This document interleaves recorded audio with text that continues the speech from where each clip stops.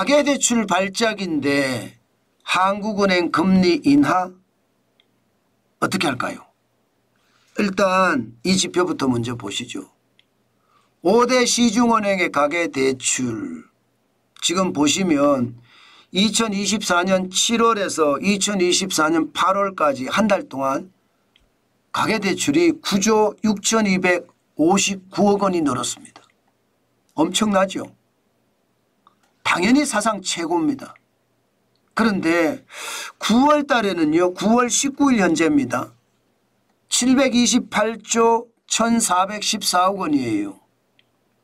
8월 말 725조 3,642억 원보다는요. 2조 7,772억 원이 늘었습니다. 0.4% 늘었어요.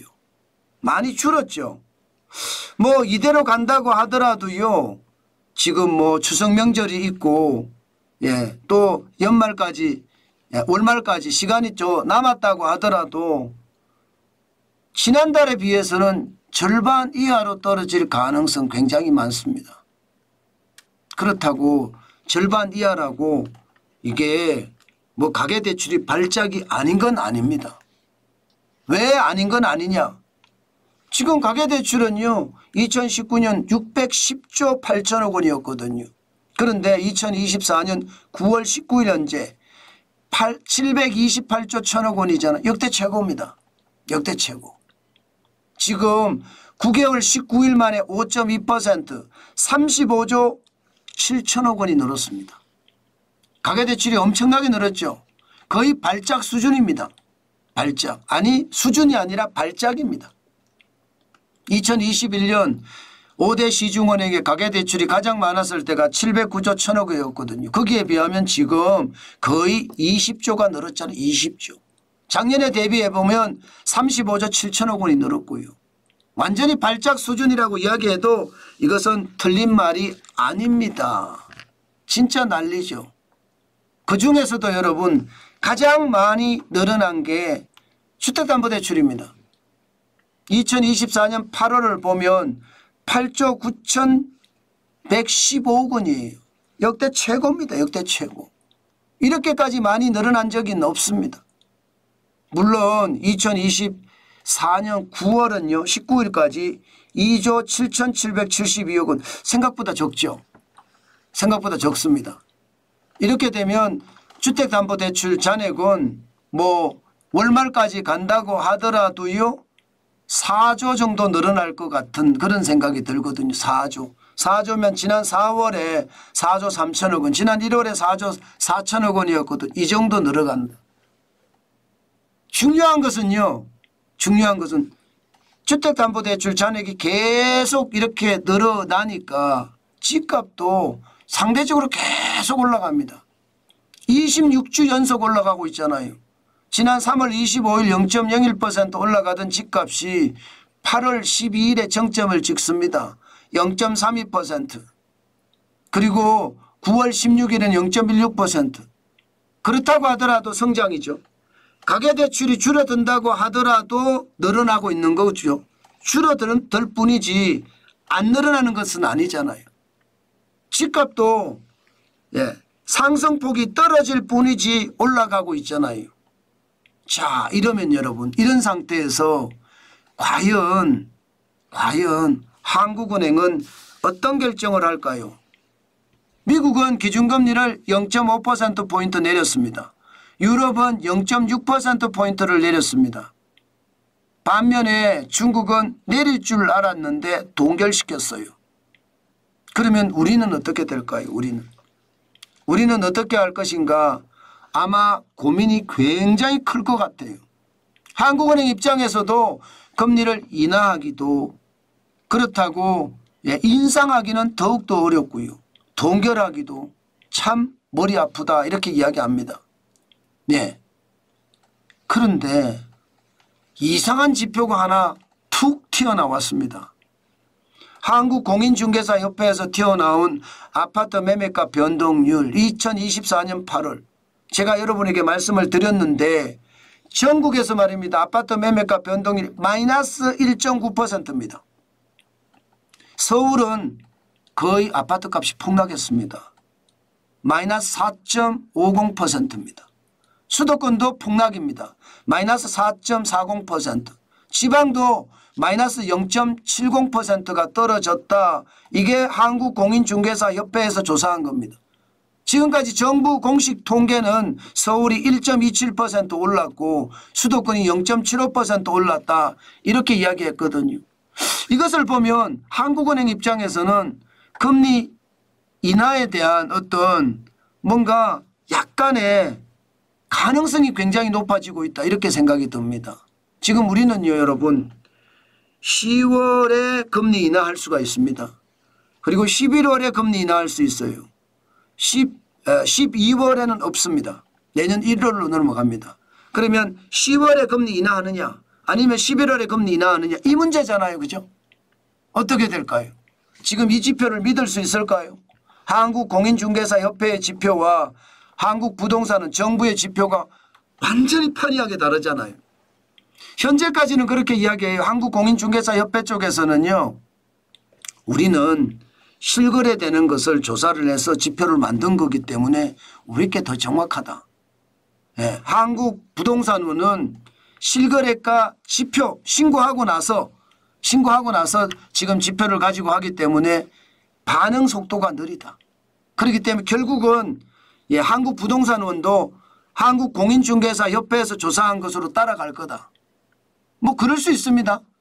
집이 거래가 되고 나면 한 달 이내에 신고하자. 한 달 이내 그죠? 한 달 이내에 신고 30일 내에 신고를 하니까 뭐 충분히 그럴 개연성이 있습니다.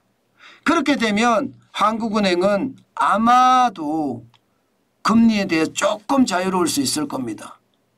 현재까지 지금 대출도 스트레스 DSR 도입을 해서 사실상 대출 금리를 높여서 대출을 조이고 있는 상태거든요. 스트레스 DSR 2단계가 9월 1일부터 적용이 돼서 수도권에서는 가상금리가 1.2%포인트가 붙고요. 비수도권에서는 0.75%포인트가 붙거든요. 대출을 받을 때. 가상금리가 붙으니까 대출금리가 세겠죠. 스트레스 DSR이라는 게 가상금리를 붙이는 거니까요. 그러니까 대출이 좀 잦아드는 거. 물론 이 유효 효과는요. 효과는 6개월밖에 안 간다고 합니다. 6개월. 6개월밖에 안 가지만 어쨌든 집값의 어떤 상황이 떨어졌다. 이게 맞는다면 스트레스 DSR도 가상금리를 포함시켜서 지금 대출을 조이고 있으니 한국은행은 아무래도 금리를 0.25%포인트 내리는데 아마 좀 여유가 있지 않을까 그런 이야기도 합니다. 현재까지 보면 말입니다. BNP 파리바 이게 투자은행입니다. BNP 파리바에서는요. 대한민국의 기준금리 결국 말입니다. 10월에 0.25% 내린다는 거예요. 10월에 0.25%를 내리고 11월에는 내리지 않는다. 올해만 0.25% 내리는데 그친다. 이렇게 이야기하고 있고요. 내년 말까지 가더라도요.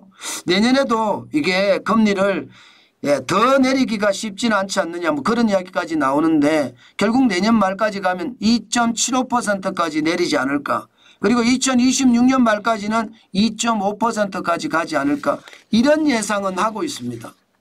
그러면 여러분 결국 전체적인 흐름을 봐서는 10월에 금리를 내린다 이런 얘기가 뭐 어느 정도 시장의 이야기라고 봐야 되나요? 그렇습니다. 60% 가까이는 10월에 0.25% 내린다예요. 40%는 동결한다. 올린다는 이야기는 거의 없는 것으로 그렇게 현장에서는 시장에서는 이야기를 합니다. 그렇게 생각을 하면 여러분 좀 더 지켜봐야 되겠지만 한국은행이 금리를 내렸을 때 과연 집값은 또 어떻게 반응할 것인가. 이것도 우리가 굉장히 유심히 봐야 됩니다. 지금 한국부동산원에서 조사한 것과 한국공인중개사협회에서 조사한 이 집값에 대한 어떤 굉장한 차이가 이제 어떻게 될지 아마 드러날 것으로 그렇게 보입니다. 저는 여러분들에게 그렇게 말씀을 드리고 싶어요. 결국이요. 시장은 거품이 쌓여 있다고 저는 생각하거든요. 워낙 통화량이 많아요. 코로나 팬데믹 때 돈을 많이 풀었어요. 우리나라는 문재인 대통령 정 때 말입니다. 415조 5천억이나 풀었거든요. 뭐 미국도 많이 풀었고요. 유럽도 많이 풀었고요. 중국은 더 많이 풀었고요. 괜찮을까요? 거품이 언젠가 붕괴하지 않을까요? 저는 여러분들에게 그렇게 말씀을 드리고 싶은 거예요. 결국 세계 경제는 거품이 무너지든 붕괴하든 어떤 식으로든 꺼질 겁니다.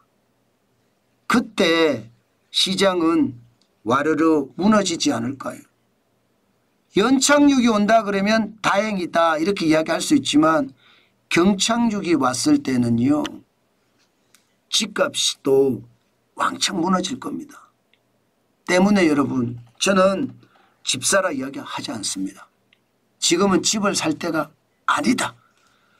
초연거를 해서 집을 사는데 저는 그거 바보 같은 짓이다. 저는 그렇게 생각합니다. 좀 더 시간을 두고 반드시 생각을 해야 되겠다. 그 말씀 오늘 여러분들에게 강조해 드립니다. 집은 언젠가 위기가 왔을 때 그때 사도 늦지 않습니다. 굳이 지금 초연거래에서 집 사는 것 저는 반대라는 뜻이에요. 그만큼 말입니다. 참고 있으면 기회는 와요. 그 기회를 우리가 살려서 부자가 돼야지 초연거래에서 집을 사면요. 이자에 짓눌려 진짜 죽을 수도 있습니다. 네, 저는 여러분들에게 꼭 말씀을 드릴게요. 기회는 옵니다. 우리 그때까지 좀 기다리면 어떨까요?